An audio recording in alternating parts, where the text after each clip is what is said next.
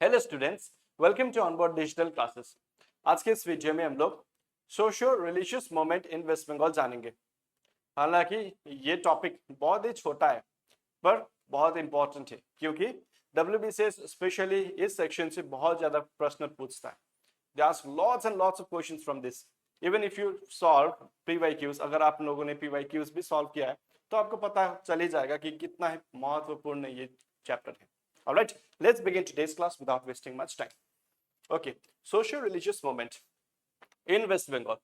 Since we are studying about West Bengal, we'll restrict our videos to West Bengal. Okay, हम लोग पूरा भारत के इतिहास नहीं जानेंगे. Okay, in 17th century, Bengal witnessed an intellectual awakening. अब आप पूछेंगे कि बंगाल का intellectual awakening हो रहा था 17th century में. अब 17th century में ही क्यों? ये तो वैलिड प्रश्न है ना। इस प्रश्न का जवाब भी हम लोग कोशिश करेंगे, ठीक है, करने के लिए। That was in some way similar to Renaissance in Europe. अब ये जो intellectual awakening हो रहा था ना बंगाल का लोगों को, it was similar to that of Renaissance in Europe. Okay.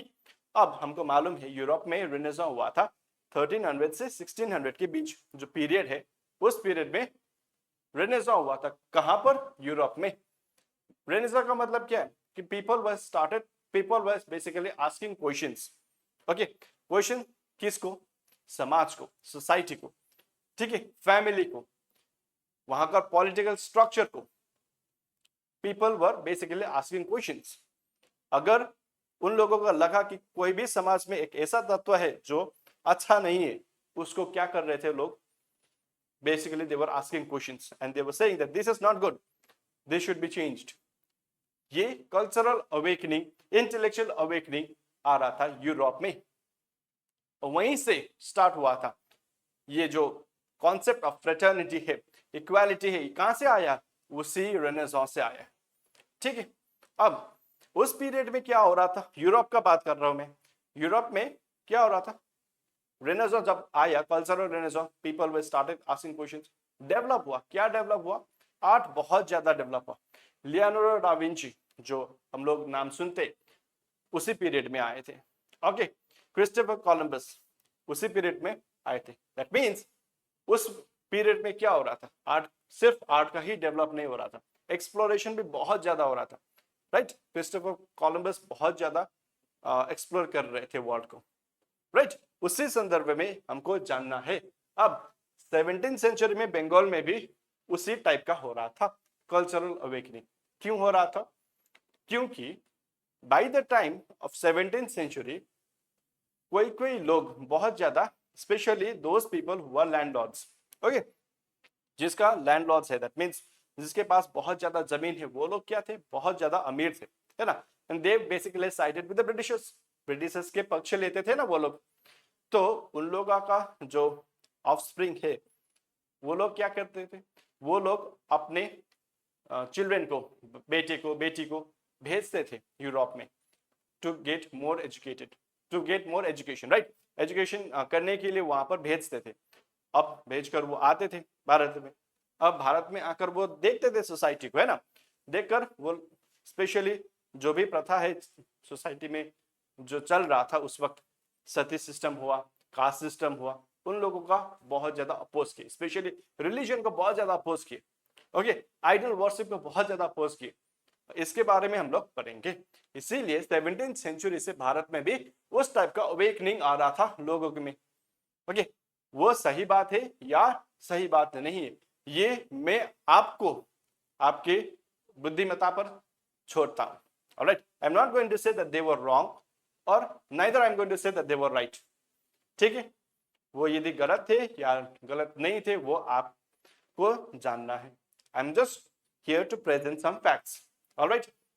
Okay, the moment question, वो जो मोमेंट चल रहा था ना, वो क्वेश्चन क्या कर रहा था? जो कल्चरल अवेकनिंग, इंटेलेक्चुअल अवेकनिंग हो रहा था 17th सेंचुरी में वेस्ट बंगाल में, वो क्वेश्चन क्या कर रहा था?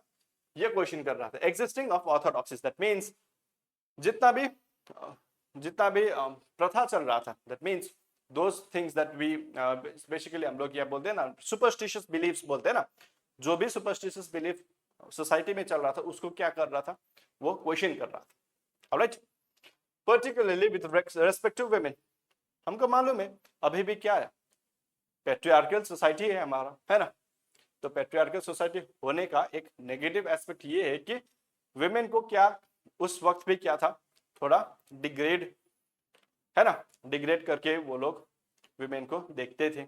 अभी भी तो कितना भी सर्कमस्टेंसेस है यहाँ पर कि equal pay for equal job women लोग प्रोटेस्ट करते रहते हैं, है ना।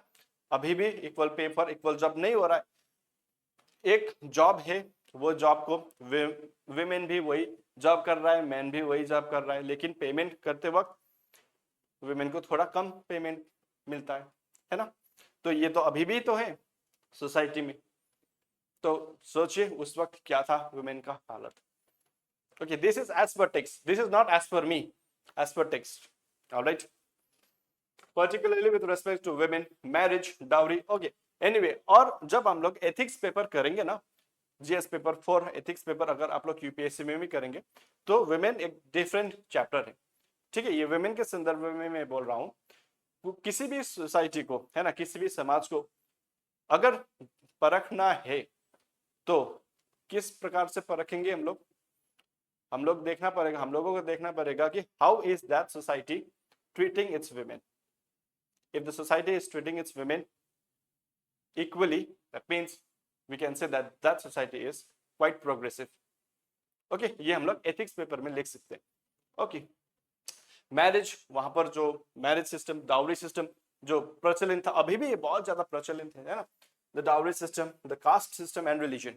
तो बेसिकली इस जो टॉपिक्स है, इस टॉपिक्स के बारे में वहां पर लोगों का पास क्या हो रहा था, इंटेलेक्चुअल अवेकनिंग हो रहा था 17th सेंचुरी में, स्पेशली इन बंगाल। ओके, अब डिफरेंट डिफरेंट मूवमेंट होगा, वो मूवमेंट के बारे में हम लोग पढ़ेंगे। सबसे पहले young Bengal movement. Okay, let's study about that. One of the earliest social movements that emerged during its time was young Bengal movement. अब young Bengal movement किस टाइप का मूवमेंट था?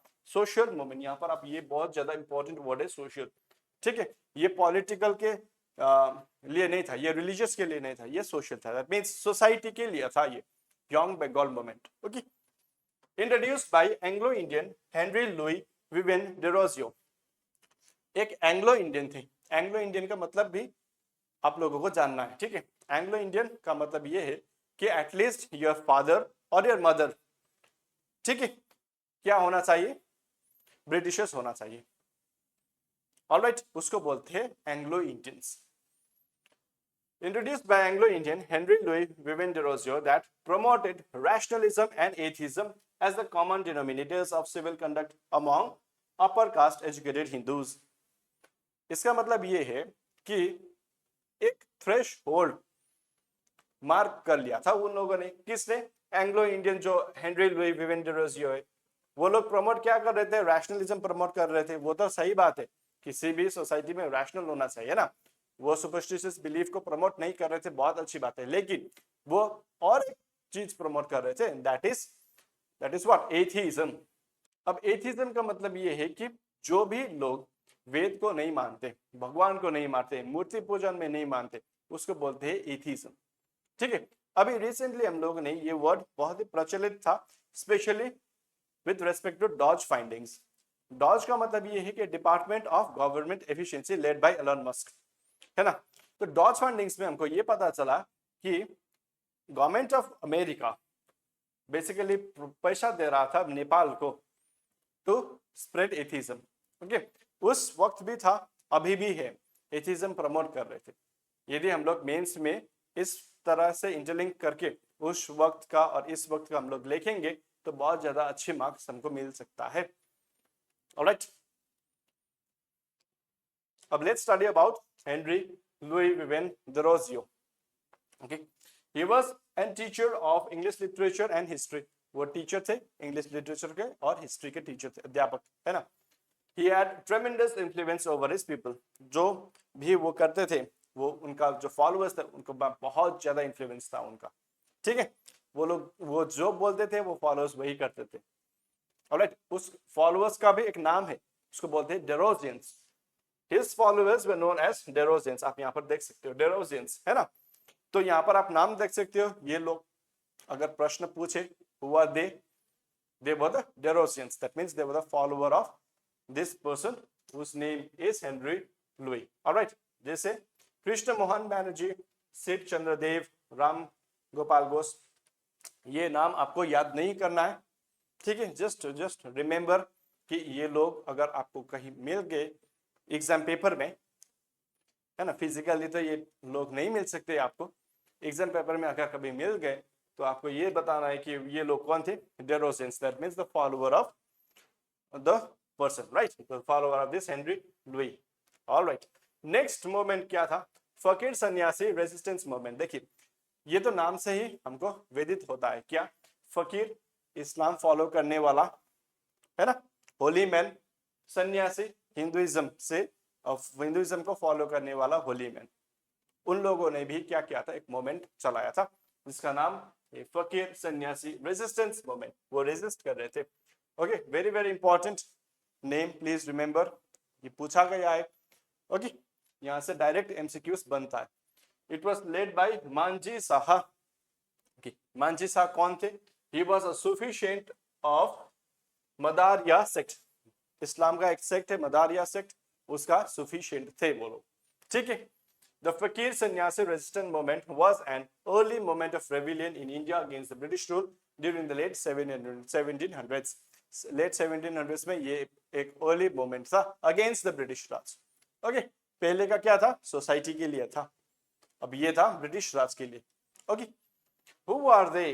कौन थे, फकीर, नाम से ही हमको मालूम चल जाता है ना, फकीर व मुस्लिम्स, होली मैन, मुस्लिम का इस्लाम फेथ फॉलो करने वाला होली मैन, फकीर बोलते हैं उनको।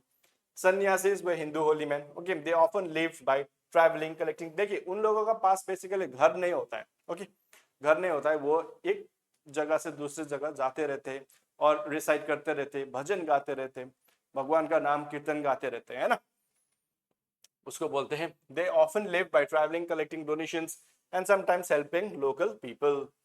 तो क्या हुआ था, बैटल ऑफ प्लेसी और बैटल ऑफ बक्सर के बारे में तो हम लोग ने लास्ट क्लास में ही पढ़ लिया था, है ना। तो उसके बाद क्या हुआ, British East India Company to control of Bengal, Bengal को कंट्रोल कर ही लिया बैटल ऑफ बक्सर के बाद में, तो है ना। तो उसके बाद ब्रिटिश इंट्रोड्यूस हेवी टैक्सेस। तो ब्रिटिश को तो क्या था, वो basically they did not come to Bharat to do service, no, service करने के लिए तो नहीं आया, पैसा कमाने के लिए आए, तो पैसा कैसे कमाएंगे, टैक्सेस इंट्रोड्यूस करके, है ना। Took land from local people, जो लोकल पीपल था उससे बेसिकली लैंड हत्या कर, ठीक है। And restricted the movement of fakirs and sannyasis. देखिए फकीर्स और सन्यासीज तो बेसिकली एक जगह से दूसरी जगह जाते रहते, उनका मूवमेंट ही रेस्ट्रिक्ट कर दिया था ब्रिटिशर्स ने, ठीक है। This caused lot of suffering, especially among peasants and small farmers. जो स्मॉल फार्मर्स थे, पेजेंट्स थे, क्योंकि उन लोगों का क्या कर रहा था, और ब्रिटिशर्स लोग लैंड ले रहा था, तो बहुत ही it's very much natural, right, उन लोगों के पास बहुत ज्यादा गुस्सा होगा पेजेंट्स फार्मर्स के पीछे। In response this holy man along with local peasants rebelled against the British. तो रेस्पॉन्स में क्या किया, जो सूफी थे और जो सन्यासी थे वो लोग क्या किए, रेबेल कर दिए अगेंस्ट द ब्रिटिशर्स। क्या क्या किया उन लोगों ने, what did they do, basically from 1763, देखिए ये डेट इंपॉर्टेंट नहीं है, ठीक है, आपके लिए इंपॉर्टेंट नहीं है, याद नहीं करना है। तो 1800 they attack British government officers, offices में अटैक कर रहे थे वो, ठीक है, सन्यासी और जो फकीर थे वो लोग। टैक्स कलेक्टर्स को भी अटैक किए। इवन सम जमींदार भी लोग अपने ही क्या होते हैं, दोगले होते हैं ना, अपने ही लोग दोगले होते हैं, वो लोग बेसिकली दिस जमींदार, दिस सो कॉल्ड बिग जमींदार, जिसके पास बहुत ज्यादा लैंड है, वो लोग क्या कर रहे थे, basically they sided with the Britishers, right. After that they did all these atrocities to this small peasants and farmers, right. So basically ये सन्यासी जो थे उन लोगों ने और जो फकीर थे उन लोगों ने क्या किया, उस जमींदार को भी अटैक किए थे, alright.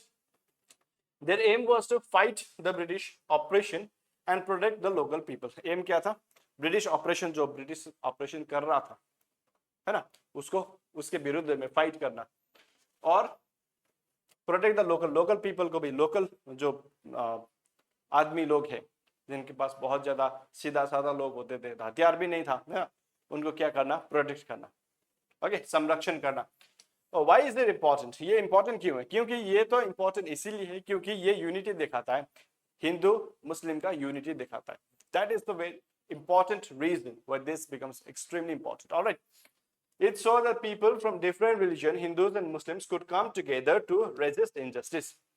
ठीक है, हमारा सॉवरेनिटी के लिए हम लोगों का देखिए विचार it's different, right?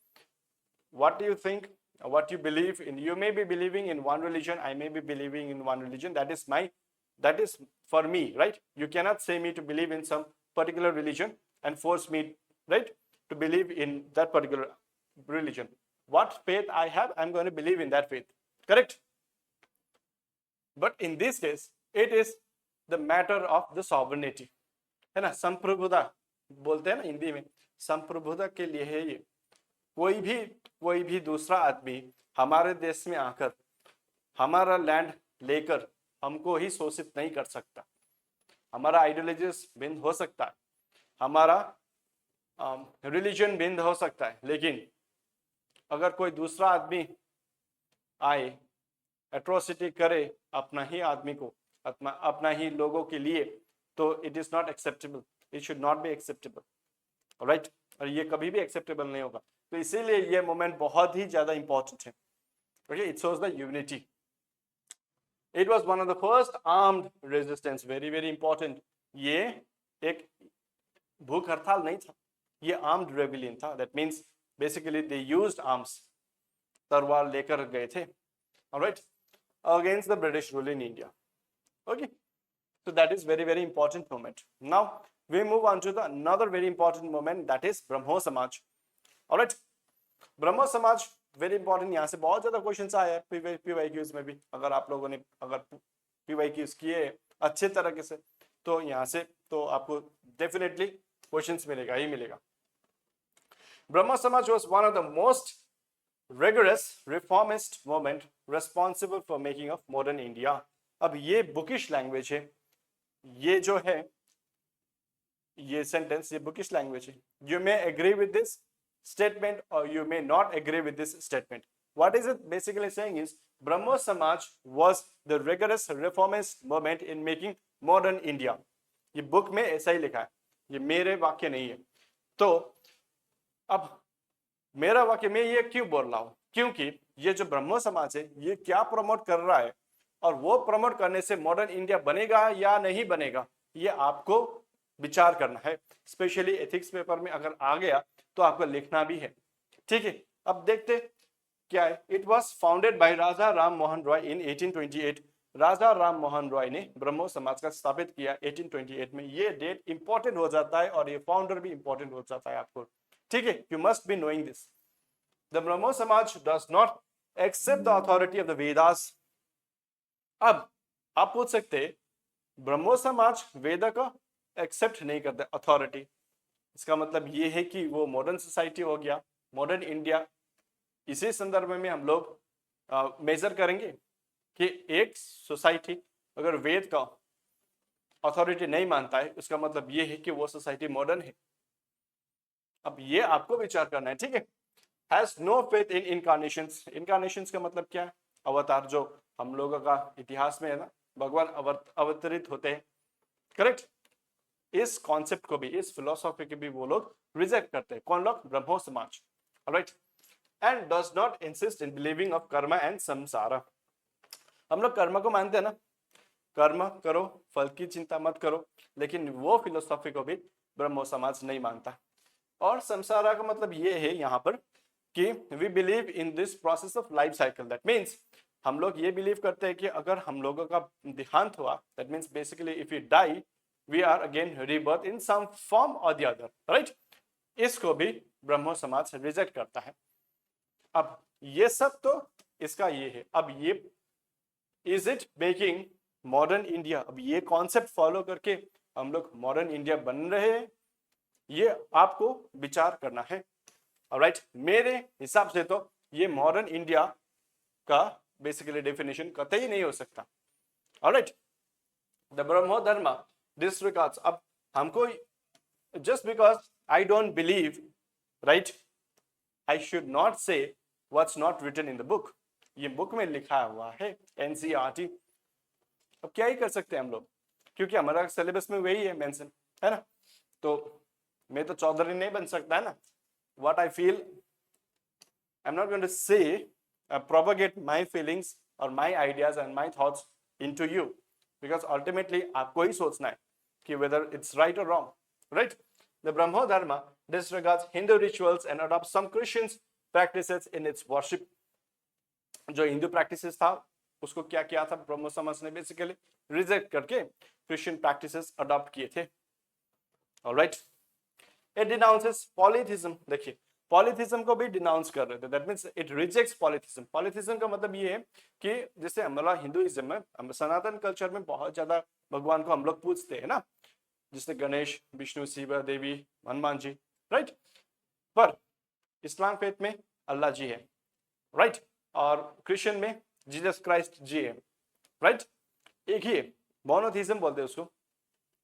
कोई भी रिलीजन एक भगवान को पूजते हैं तो उनको मोनोथिज्म बोलते हैं, बहुत ज्यादा भगवान को पूजते हैं उसको पॉलीथिज्म बोलते हैं।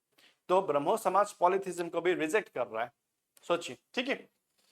इमेज वर्शिप को भी बेसिकली डिनाउंस कर रहा है, इमेज वर्शिप नहीं होना चाहिए उन लोगों का मत से, और कास्ट सिस्टम को भी डिनाउंस कर रहा है, ठीक है। ये caste system, even I do not believe that we should have caste system, no, we should not have caste system based on the family that we are born, no, this should not be in alternate world, right? But अब ये society में ऐसा ही है, क्या कर सकते हैं, specially अब anyway we'll not go into that discussion because again बहुत ज्यादा लंबा चौड़ा हो जाता है। It adopts some good aspects of every religion like Islam, Christianity, etc. Basically वो क्या कर रहा है, मॉकटेल कर रहा है, ठीक है।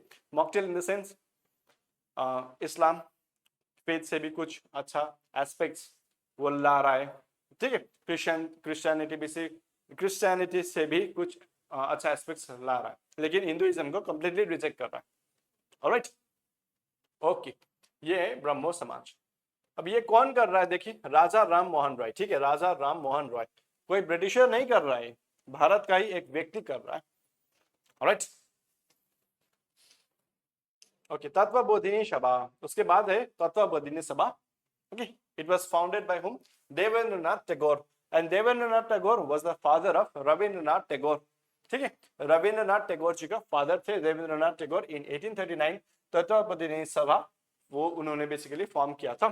He was the successor of Raja Ram Mohan Roy. Okay, Raja Ram Mohan Roy के बाद में, ठीक है, ब्रह्मो समाज को लीड किसने किया?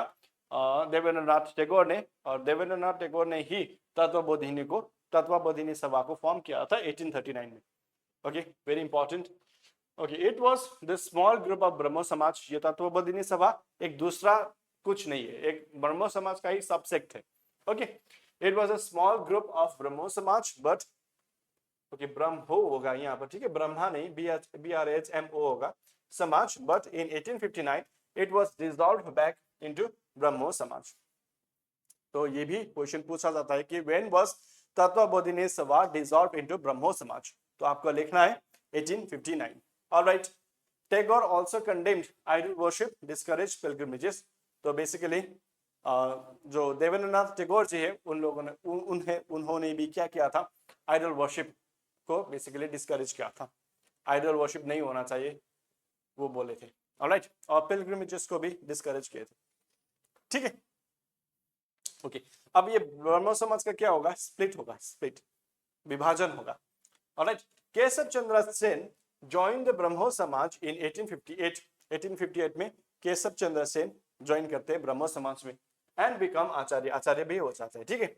Under his dynamic leadership, its branches were open outside Bengal। Okay, Keshav Chandra Sen के अध्यक्षता में ब्रह्मो समाज क्या हो रहा है, बंगाल से भी दूसरे प्रांत में जा रहा है, outside Bengal. Alright, okay, but his liberal and cosmopolitan outlook brought about a split in the ब्रह्मो समाज। वो बहुत ही लिबरल सोच के आदमी थे और कॉस्मोपॉलिटियन सोच, that means his thinking was basically modern thinking की वजह से क्या हुआ कि ब्रह्मो समाज का स्प्लिट हुआ था। ऑलराइट, ये जो कॉस्मोपॉलिटियन आउटलुक है ना, इसका मतलब है modern thinking. Alright, he along with his followers left Samaj in 1866 and formed ब्रह्मो समाज of India. 1866 में ब्रह्मो समाज छोड़ दिया और ब्रह्मो समाज ऑफ इंडिया उन्होंने फॉर्म किया। देखिए नाम भी सेम रखा लेकिन क्या ऐड किया, ऑफ इंडिया। क्यों? क्योंकि उनका ही समय में ब्रह्मो समाज बंगाल से डिफरेंट पार्ट्स ऑफ इंडिया में गया था, राइट। इसीलिए ब्रह्मो समाज ऑफ इंडिया बोल करके एक नया ऑर्गेनाइजेशन फॉर्म किया था। कब? 1866 में। किसने किया था? केशव चंद्र सेन जी ने। ऑलराइट, अब जो ओरिजिनल ब्रह्मो समाज है उसको इसके बाद क्या बोलने लगे? आदि ब्रह्मो समाज, आदि। ऑलराइट, आदि का मतलब हाफ नहीं, आदि। आदि मीन्स फर्स्ट, राइट। आदि जैसे आदि कवि भानुभक्त आचार्य हम लोग अगर बोलते हैं, आदि का मतलब ये नहीं कि भानुभक्त आचार्य को हम लोग ने काट के आधा बनाया, नहीं, इसका मतलब है first. Alright, next is Vedanta movement also known as Ramakrishna Mission. Ramakrishna Mission के बारे में तो हम लोगों ने बहुत चर्चा सुनाई है ना। किसने स्टैब्लिश किया? Founded by Swami Vivekananda ji on 1 May 1897। Again this date extremely important, आपको याद होना चाहिए। एट बेलूर मठ, कहां पर है वो? हावड़ा, वेस्ट बंगाल में, ठीक है। The mission basis it's works on the principles of कर्म योगा। वो कर्म योगा को बहुत ज्यादा मानते हैं, ठीक है, बहुत इंपॉर्टेंट। कर्म करो, फल की चिंता मत करो। Alright, it aims at the harmony of religions and promoting peace. Harmony का मतलब ये नहीं है कि हार्मोनी बजाना, नहीं। हार्मोनी का मतलब ये है कि पीस मेंटेन करना है, ठीक है, डिफरेंट रिलीजियस सेक्ट्स में। Promoting peace and equality for all humanity के लिए काम करते हैं अभी भी, है ना। It subscribes to the ancient, या 6 लिखा है, ये नहीं है, फिलोसफी ऑफ वेदांता। वेदांता को जो एंशिएंट फिलोसफी है उसको सब्सक्राइब करता है। कौन? Ramakrishna Mission. Alright, very important. Now with this we have come to the end of today's lecture and thank you if you have watched this video till now, and please don't forget to like, share and subscribe to Onboard Digital Classes, and thank you very much. I'll meet you in the next class.